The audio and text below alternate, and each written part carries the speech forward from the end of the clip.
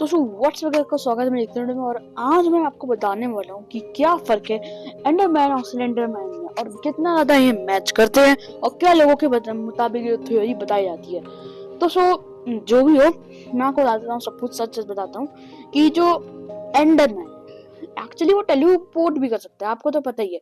और देखा जाए, जहां तक आपको अगर नहीं पता तो एक सिलेंडरमैन एक बंदा है जो कि एकदम पतला सा होता है और उसका चेहरा एकदम वाइट होता है और वो लंबा चौड़ा सा होता है।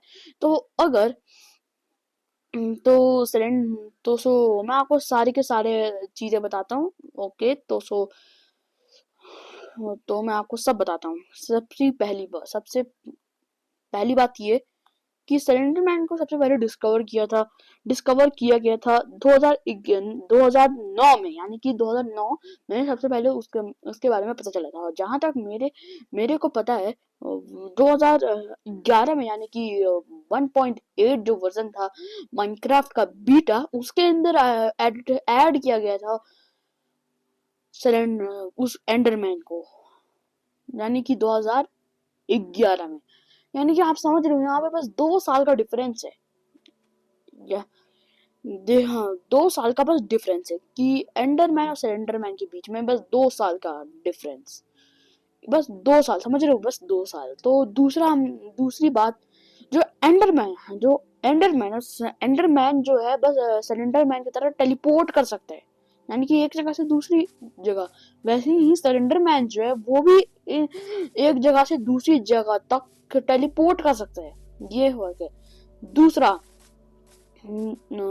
देखो, सिलेंडर मैन है, मैन तो मतलब आदमी होता है, लेकिन जो सिलेंडर होता है इसका मतलब होता है यानी कि लंबा चौड़ा। और बस, और ऐसे ही एंडर सिलेंडर मैन तो लंबा चौड़ा है ही, इसके साथ ही साथ जो एंडर मैन है वो भी एकदम लंबा चौड़ा सा है, एकदम लंबा और चौड़ा है।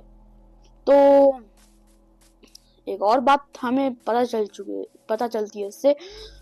और साथ ही साथ इसके बाद एक और बात मेरे को बतानी है कि सिलेंडर मैन जो है वो नहीं, एंडर मैन जो है वो सिलेंडर मैन है।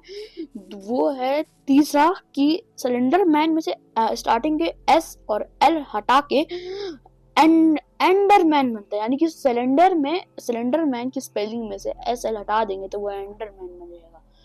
इतना बड़ा हमारे पास सबूत है। तो एक सबूत, कम से कम 3 बातें तो मैंने आपको बता दी सिलेंडर मैन के बारे में। अब हम जानते हैं हीरो ब्राइन के बारे में। हीरो ब्राइन के तो आपने इसका नाम तो पक्का सुना होगा। तो हीरो ब्राइन जो है, आपने तो पक्का सुना होगा।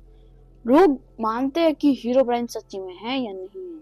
देखा जाए तो मैंने भी इससे पहले कई बार हीरो ब्राइन के सीड कई सारे माइनक्राफ्ट में देखे हैं, लेकिन उससे मेरे को कुछ नहीं पता चलता। और वैसे देखो, मेरे पास कुछ खास तो पता नहीं है मेरे को, लेकिन कई सारे लोगों का दावा है कि उन्होंने माइनक्राफ्ट में देखा है।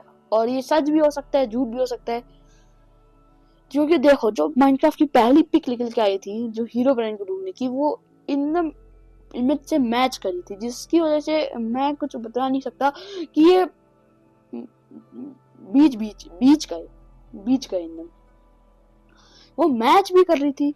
देखो, एकदम मैच कर रही थी, जैसे कि गेम के अंदर ही इमेज हो। और वैसे भी उस वक्त बहुत डार्क था, वैसे भी उस वक्त एडिटिंग इतनी अच्छी नहीं हुई थी, और उतने अच्छी एडिटिंग करना उस वक्त में बस की बात नहीं थी किसी की भी। इतनी अच्छी एडिटिंग करके बंदे को एकदम रियलिस्टिक फोटो बनाना, तो मेरे ख्याल से, मेरे को लगता है पक्का कि जो हीरो ब्राइन है वो माइनक्राफ्ट में है, सच्ची में।